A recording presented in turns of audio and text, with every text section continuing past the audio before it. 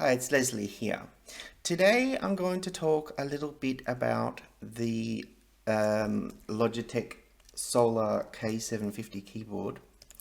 Now, I used to like this keyboard very much, and in the past I've given it like a 5-star review.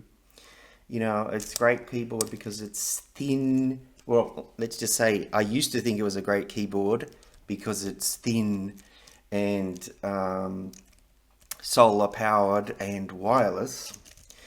Okay, but I don't actually like it anymore, and I'll be changing, and I'm going to tell you why. First of all, the first thing that happened with this keyboard, I've had 3 or 4 of these. I've lost count. I think I've had 3 or 4. Here's another one here, just to prove I'm not, there's 2 of them. I had a white one before, a Spanish one, and they all stop working eventually. That's one reason. When they stop working, what happens is some of the keys stop working, but not all. So it's not like you almost feel guilty for throwing the thing out. What happens is literally the F, U keys don't work anymore. F and U. Also, when the battery's very low, when it's running out, it's like the keyboard permanently presses the control key. So it's a nightmare. I did on this one keyboard try to replace the battery, and I do have one somewhere around here. So I got this replacement battery, little rechargeable one, ML2032, I think it is. It didn't work for me. So, okay. So it didn't work, and I've been very frustrated by this keyboard now because of the keys not working. I'll explain some other things, what I don't like about it.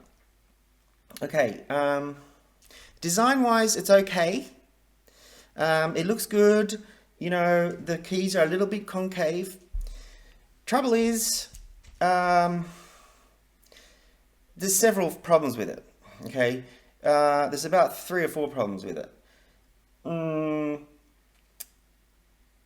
First one, what will I talk about first? First off, there's no lights on it, so you can't see at night. That's not such a big deal because it's solar powered. Second problem is the lifespan of the thing. It only lasts maybe, this one has only lasted me 6 months. It's not at all waterproof. If you spill 1 drop of coffee on this, or 1 drop of tea, end of keyboard. Forget it. It's dead. That's what happened to this one. I'll tell you what happened. I was actually Windexing my screen. Windexing, spray. I put too much on. 1 drop of Windex went in there and killed the keyboard. 1 drop. And I thought it was so little, I didn't panic and get it off straight away. 1 drop. And before that, it was 1 drop of tea. Okay, so this is the worst keyboard in the world for liquid resistance. So please make it more water resistant. That's the first thing. Second thing, make the battery bigger. That doesn't last me. I work all night long. I don't have any sun in here, It's got to have a bigger reserve battery.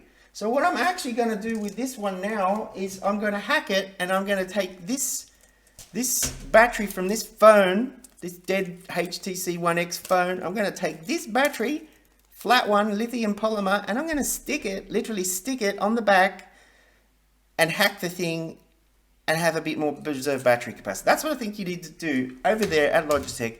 Make the battery bigger, right? So it can last, 2 weeks without any light. It needs to have a bigger battery. That's ridiculous size battery, okay? That's the other thing. So there's no lights on the keyboard, and if you had a bigger battery, you'd probably be able to put lights on the keyboard. All right, that's not such a big deal. The liquid resistance, you got to make it more resilient. You got to make it more. You can't have a keyboard where 1 drop of Windex goes into it and it stops working. $150 keyboard, right? Or whatever it costs here. The keys are not that concave. It's not the noisiest keyboard in the world, but it's not the quietest either.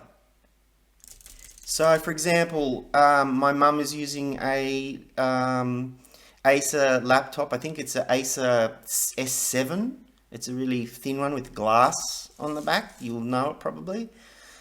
That has a quiet keyboard. That keyboard is good, right? This keyboard, you can hear it. So make it quieter. It needs to be quieter than that. It's not really great. The next thing is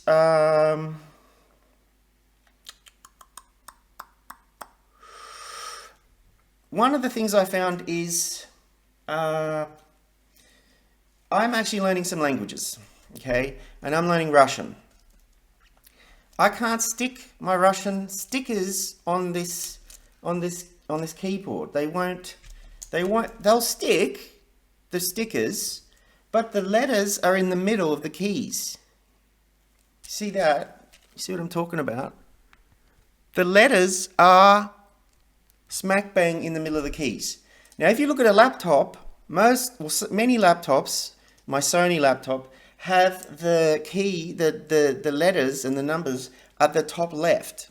And so what that means is you can get stickers, and I know it sounds cruddy, but they actually work. You get stickers and you stick them on every little letter, and they appear at the bottom right, and you can get Cyrillic on your keyboard. And so then you have two languages. So that's the other thing with this, you can't put any stickers on it. So I'm actually I'm fed up with the wireless bullshit, and I'm going back to a wired keyboard. I've been very happy with my wired mouse over here. I'm done with Wi-Fi, all right?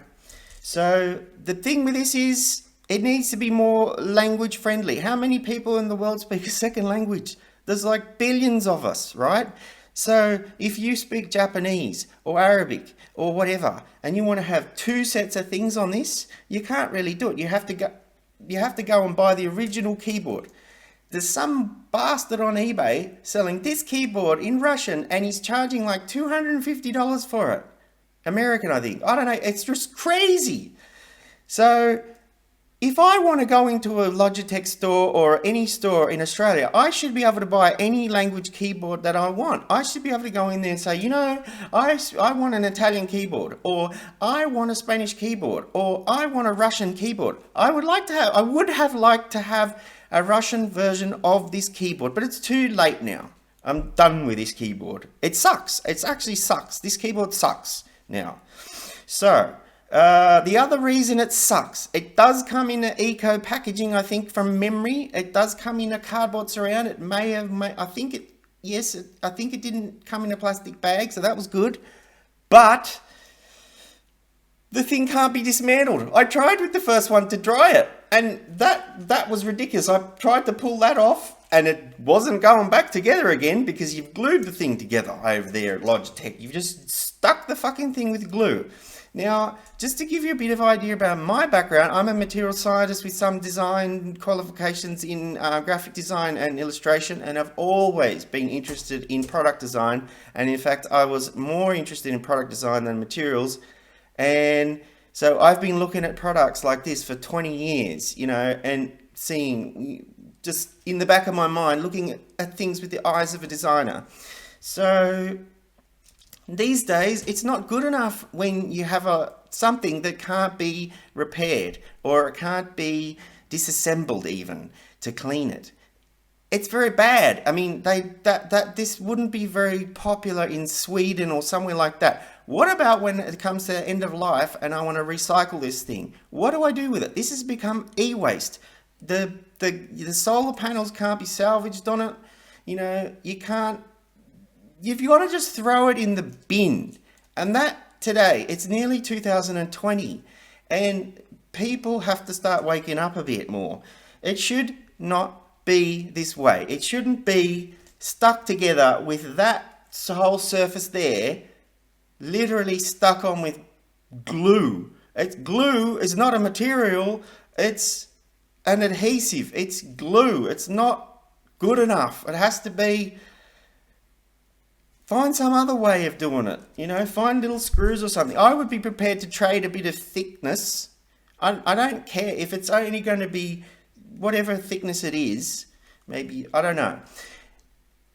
But I now look at things to see whether they're dismantleable.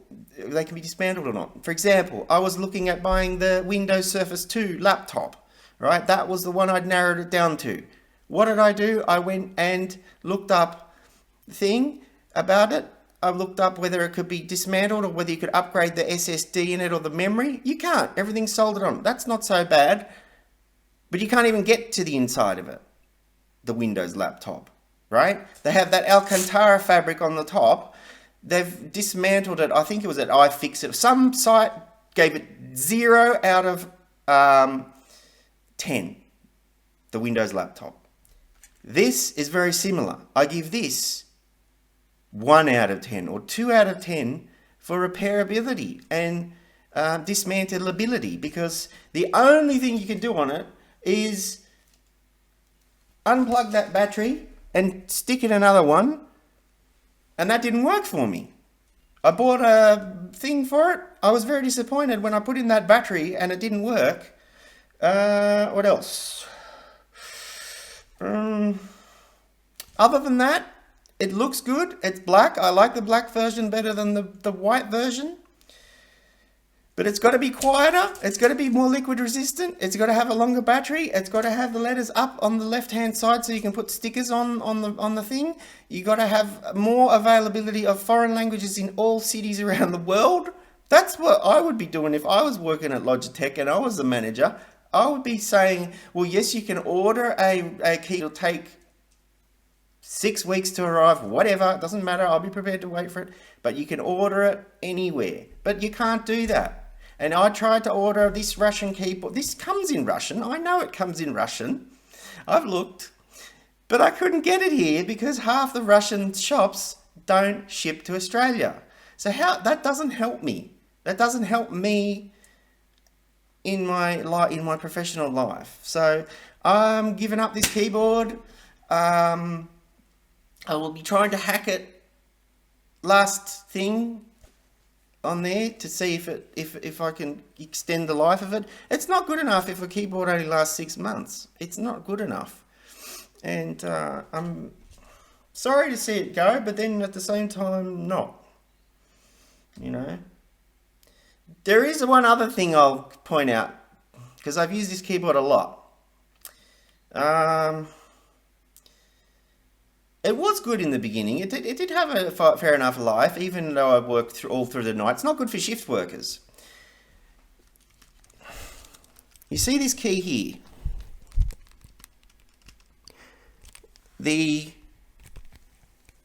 Let me just put it there. I've got to try and get the thing to focus. That's the power button, the F12. Function 12 is the power button. That's right next to the volume up button. That's not very good user, whatever you call it, user experience or whatever it is.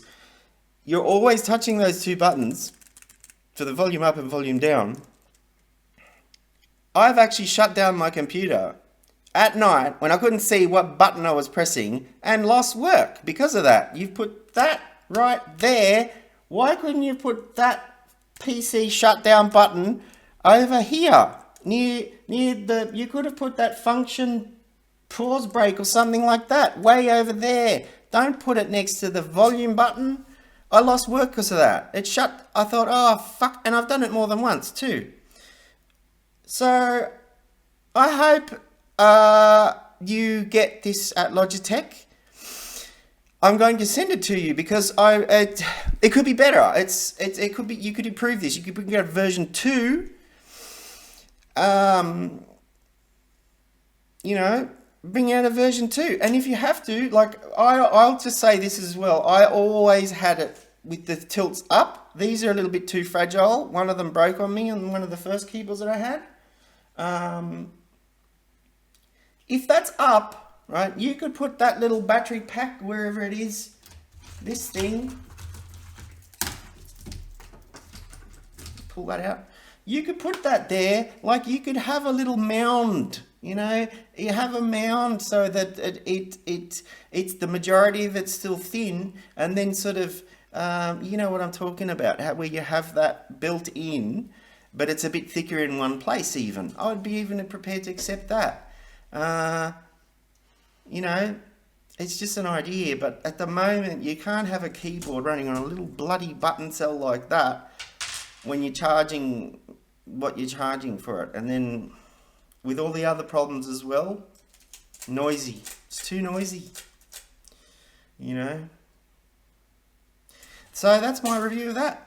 I hope it helps you decide whether you want to pick up this keyboard or not. And I hope Logitech sees it and improves it for the future versions. I'll be sending this to them directly. Thanks for watching. Bye.